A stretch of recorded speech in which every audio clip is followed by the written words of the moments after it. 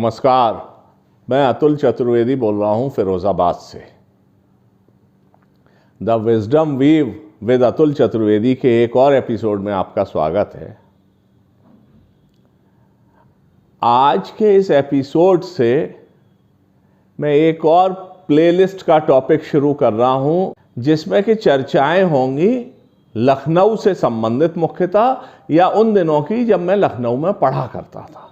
मैं आपको बताना चाहूँगा कि हम लोग फिरोज़ाबाद के एक व्यापारिक परिवार से हैं।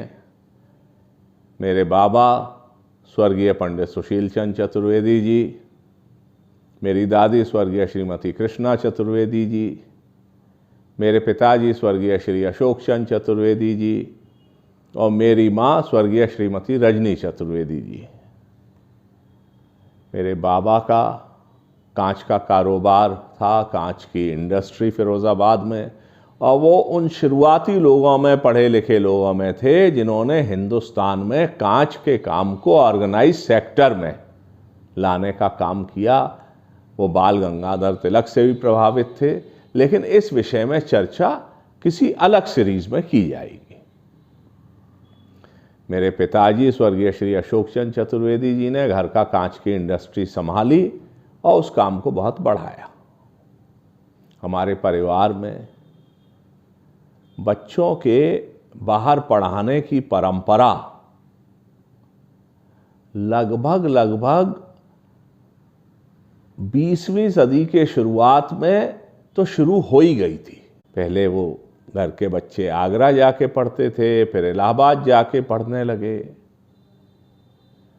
जब हम लोगों का समय आया तो हमारे माँ, पिताजी, बाबा वो सब चाहते थे कि हम हॉस्टल जाके पढ़ाई करें, अच्छे संस्थानों में पढ़ाई करें, कुएं के मेंढक से निकल के दुनिया को देखें। इस चीज़ के लिए मुझको मेरे घर वालों ने मेंटली प्रिपेयर किया था। और ये बात मैं यहाँ इसलिए मेंशन कर रहा हूँ कि आगे जब मैं चर्चाएं करूँगा कि छोटे बच्चे हॉस्टल जाते हैं तो उनका अपना जो मानस होता है उसमें भी द्वंद्व चलते हैं, वो चर्चा आगे करेंगे।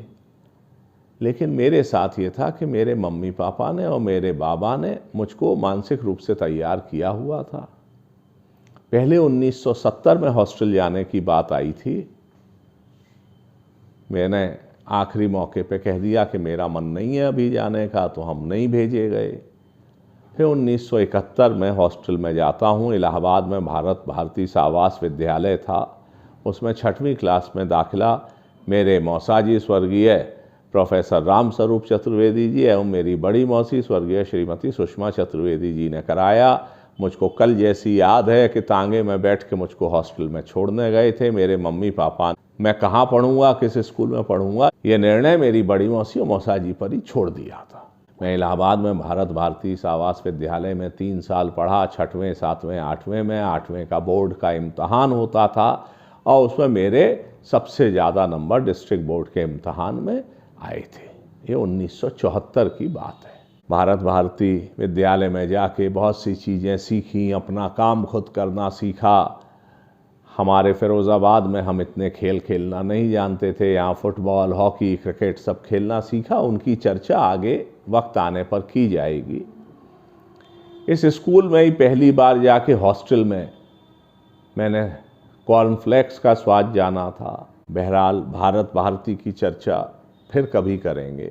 जब 8वीं क्लास में अच्छे नंबरों से मैं पास हो गया, इधर पापा का और मम्मी का लखनऊ आना जाना काफ़ी था, क्योंकि लखनऊ में हमारी बुआ कुमोदनी बुआ जी स्वर्गीय श्रीमती कुमोदनी चतुर्वेदी जी और हमारे फूफा जी जो उस समय लखनऊ में मॉडल जेल में सुपरिंटेंडेंट थे, स्वर्गीय पाठक लालता प्रसाद चतुर्वेदी जी, ये लोग रहते थे। पापा का वहाँ आना जाना था। पापा ने अपनी इच्छा जाहिर की और एक पीसी चतुर्वेदी साहब थे, जिन्हें हम लोग पीसी चाचा कहते थे, जो एक्चुअली मेरी बुआ के, कृपा बुआ के, मथुरा जिनकी शादी हुई थी, उनके देवर थे। तो पीसी चाचा ने पापा से कहा कि अशोक, तुम अपने बच्चों को कॉल्विन में पढ़ाओ। कॉल्विन तालुकेदास कॉलेज एक बहुत नामचीन कॉलेज है। पापा ने कॉल्विन में पढ़ाने के लिए हम लोगों के लिए प्रयास शुरू किए। कॉल्विन में एडमिशन होना उस जमाने में भी बहुत टेढ़ी खीर थी। हिंदुस्तान के कोने कोने से एक अच्छे बच्चे आते थे। उस जमाने में उत्तर प्रदेश बोर्ड की भी सबसे ज़्यादा अहमियत हुआ करती थी, और कॉल्विन तालुकेदास कॉलेज लखनऊ में उस समय उत्तर प्रदेश बोर्ड ही हुआ करता था। बहरहाल हमारा एडमिशन टेस्ट हुआ और मैं कॉल्विन तालुकेदास कॉलेज में पहुंच गया। कुछ दिनों बाद उसी साल में मेरे छोटे भाई अभिनव भी कॉल्विन तालुकेदास कॉलेज में पहुंचे, तमाम जद्दोजहद के बाद। और जद्दोजहद इस बात की थी कि अभिनव हॉस्टल में रहना नहीं चाहते थे। उसका किस्सा फिर आगे किसी एपिसोड में बताऊंगा। मेरी बहन अर्चना, उनका भी लखनऊ में एडमिशन हुआ बाल विद्या मंदिर में। बहरहाल मैं कॉल्विन तालुकेदास कॉलेज में जब पहुंचा तो लखनऊ यूनिवर्सिटी के सामने बड़ी बाउंड्री, बड़ा गेट, और उसमें आप अंदर घुसते हैं तो ऐसा कॉलेज मैंने इसके पहले कभी देखा नहीं था।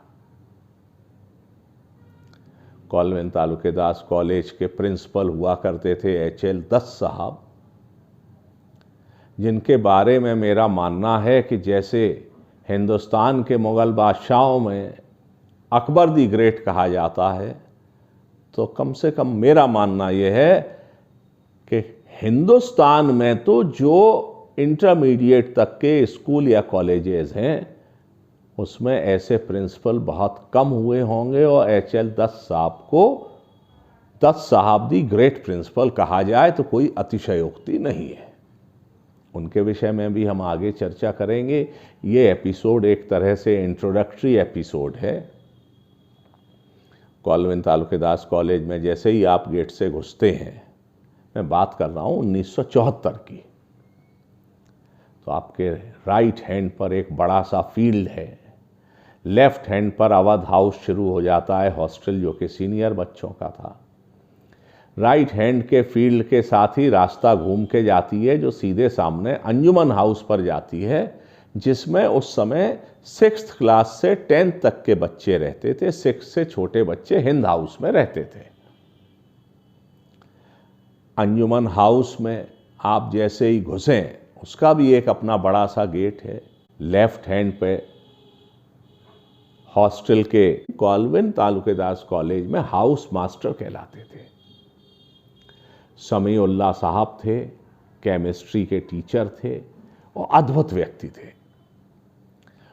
और राइट हैंड पे घर था RS यादव साहब का, जो मैथ्स के टीचर थे, वो भी हाउस मास्टर थे, और वो भी एक मैथ्स के ज्ञानी होने के साथ साथ एक बहुत अच्छे अद्भुत व्यक्ति थे। और अनेकों टीचर्स की चर्चा इस सीरीज में मैं आगे करूंगा। अंजुमन हाउस में आप सामने जैसे ही देखते हैं तो बड़ा सा कॉमन हॉल है। बाहर एक कोने में खिड़की सी थी जिसमें टेलीफोन रखा रहता था। कॉमन हॉल में टेबल टेनिस की टेबल थी। आप आगे चलें तो 3 तरफ से कमरे बने हुए थे और ये सामने की तरफ गेट पर ये कॉमन हॉल था। लेफ्ट हैंड पे जाएं तो उधर डॉर्मेट्रीज थी, सामने कुछ कमरे और मेस था, और राइट साइड में कमरे थे। चूंकि मेरा एडमिशन 9th क्लास में हुआ था तो मुझको 22 नंबर कमरा अलॉट हुआ, और 22 नंबर कमरा जो अलॉट हुआ उसमें मेरे से पहले 3 लोग और थे। 4 लोगों को वो कमरा अलॉट हुआ था। 4 लोग रहते थे एक कमरे में। मेरे जो रूममेट्स थे वो ओम प्रकाश जी थे, सुनील जैन थे और अनिल शुक्ला थे। सुनील जैन अब मुंबई में रहते हैं। अनिल शुक्ला भी मुंबई में हैं, पहले पूना में थे, और ओम प्रकाश लखनऊ में रहते हैं।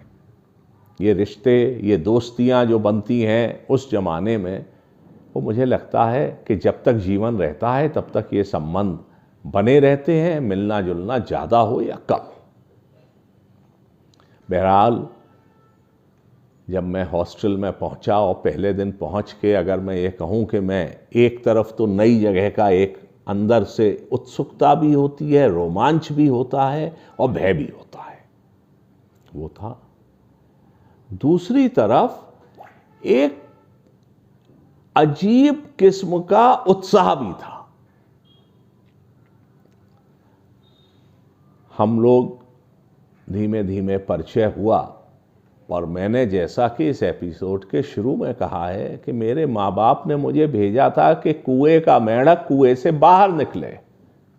तो ये जो कुएं का मेंढक था ये फिरोजाबाद से इलाहाबाद चला गया, तो उस तालाब में इसे लगने लगा भारत भारती के में कि उसने दुनिया देख ली। जब भारत भारती के तालाब से और एक बड़े नदी में आ गया कॉल्विन कॉलेज के में, तो फिर लगा कि कुएं का मेंढक बाहर आ गया, अब यही दुनिया है। ऐसे यूनिवर्सिटी जाते हैं, लेकिन जीवन का सत्य यह है कि आप एक कुएं से निकल के दूसरे कुएं में पहुंचते जाते हैं। आपको लगता है कि अब आपने बहुत दुनिया देख ली, और अचानक एक ऐसे सत्य से या ऐसी दुनिया से आपका सामना होता है कि आपको लगता है कि अभी तक भी मैंने कुछ नहीं देखा है। बहरहाल कॉल्विन कॉलेज में पहुंच गए थे। मैंने बताया अंजुमन हाउस में राइट में घुसे तो हाउस मास्टर यादव जी का घर था। उसके आगे इन्फर्मरी थी, एक कंपाउंडर साहब बैठते थे, लंबे लहीम शहीम पजामा और कमीज टाइप कुर्ता पहने हुए। जब बच्चे बीमार पड़े तो वहाँ भर्ती भी होते थे। इस सब पर आगे के एपिसोड्स में मैं चर्चा करूँगा, और ये चर्चा बहुत रोचक इसलिए होगी कि जिन लोगों ने हॉस्टल में जीवन जिया है उनको तो निश्चित मज़ा आएगा ही, और जो कॉल्विन से जुड़े हैं उनके तो अपनी यादें ताजी करने का एक मौका मिलेगा। अब कुएं के मेंढक की बात सुनिए।